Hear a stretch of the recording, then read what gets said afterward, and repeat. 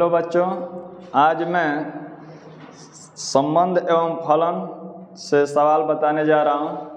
प्रश्न नंबर 1 का तीसरा प्रश्न आज बताने जा रहा हूँ। आप लोग देखिए और समझिए। इसके पहले के 2 प्रश्न हम 2 अन्य वीडियो में डाल चुके हैं, उसको भी देख लीजिएगा। ये आज तीसरा वीडियो बनाने जा रहा हूँ। प्रश्न नंबर 1 है, निर्धारित कीजिए कि क्या निम्नलिखित संबंधों में से प्रत्येक स्वतुल्य सममित तथा संक्रामक हैं।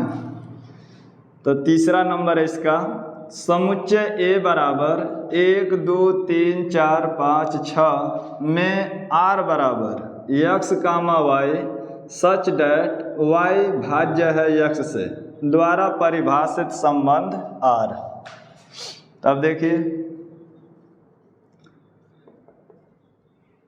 दिया में लिख देंगे, दिया है A बराबर 1 2 3 4 5 6। ये समुच्चय A के सदस्य हैं, 1 2 3 4 5 6। और R बराबर दिया है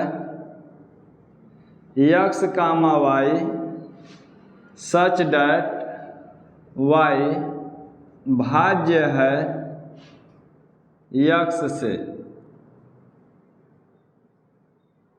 R बराबर दिया x, y such that y भाज्य है x से। तो पहले हम लिखेंगे स्वतुल्य संबंध के लिए, स्वतुल्य संबंध के लिए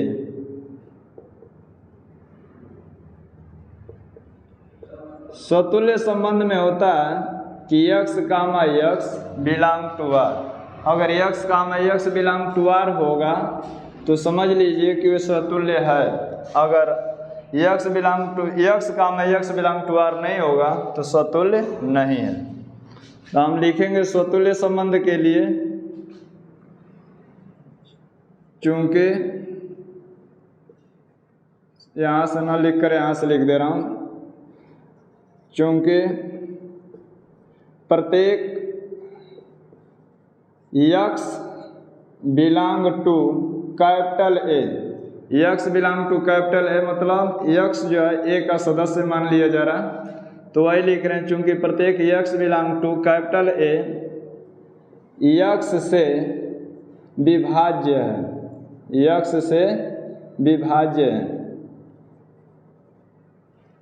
x स्वयं x से विभाज्य होगा, इसीलिए लिख रहे हैं कि चूंकि प्रत्येक x belong to A x से विभाज्य है, तो लिखेंगे imply that x, x belong to capital R।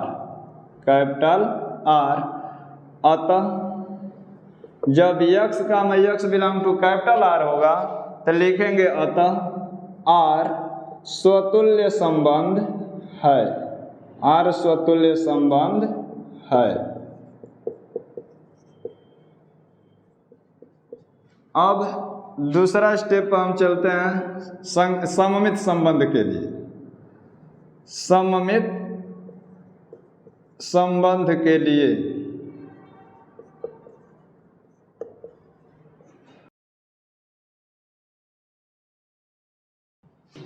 सममित संबंध के लिए देखिए, सममित संबंध के लिए लिखेंगे कि अगर 6 2 से विभाज्य है तो 2 6 से विभाज्य नहीं होगा। तो यहाँ पर वही लिखने जा रहे हैं, चूंकि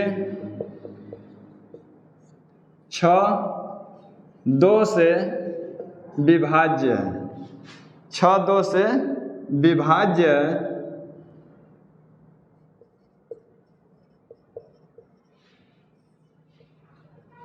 छः 2 से विभाज्य है। तो इम्प्लाई दैट 6 2 से विभाज्य है, तो इम्प्लाई दैट लिख सकते हैं 2, 6 बिलोंग टू कैपिटल R। 6 2 से विभाज्य है तो इम्प्लाई दैट लिख सकते हैं कि 2, 6 ये 2 का मतलब x का काम कर रहा है और 6 का मतलब y का काम कर रहा है। तो y लिख दे रहे हैं कि 2, 6 बिलोंग टू कैपिटल R। अब लिखेंगे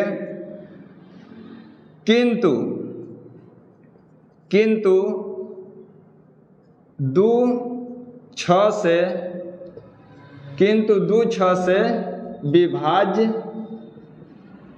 नहीं है।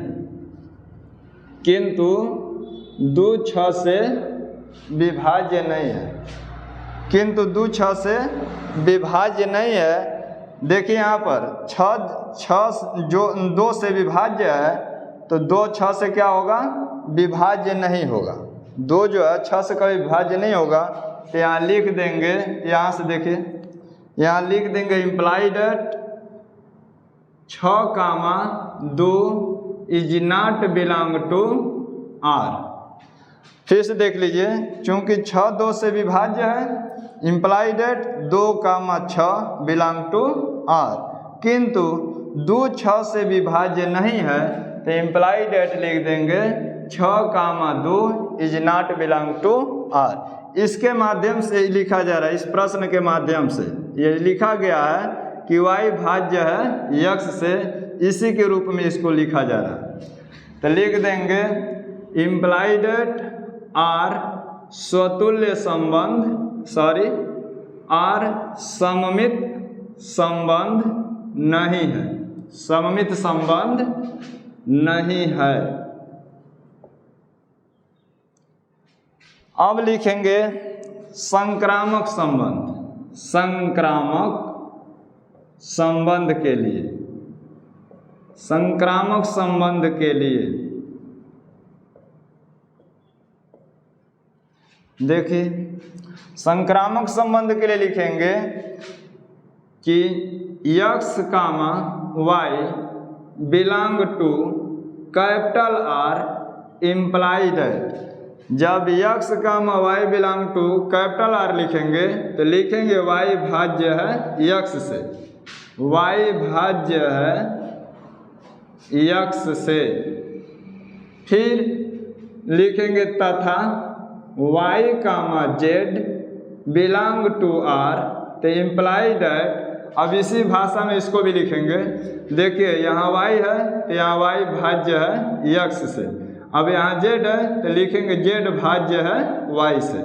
तो लिखेंगे z भाज्य है y से। अब इन्हीं दोनों से क्या प्राप्त होगा, अब आगे लिखते हैं इम्प्लाई डेट जब y भाज्य x से और z भाज्य y से, इसका मतलब ये हुआ कि z भाज्य है x से, z भाज्य है x से। तब लिखेंगे imply that x, z belong to capital R। जब y भाज्य है x से और z भाज्य है y से, इसका मतलब ये हुआ कि z भाज्य है x से। तब इसको हम लिख सकते हैं x, z belong to R। इसको हम उदाहरण के तौर पर भी समझा दे रहा हूँ ताकि आपको स्पष्ट हो जाए कि हाँ संक्रामक है। इसको लिख देंगे अतः R संक्रामक संबंध है, R संक्रामक संबंध है। अब इसका हम उदाहरण दे रहा हूँ, लिख देंगे जैसे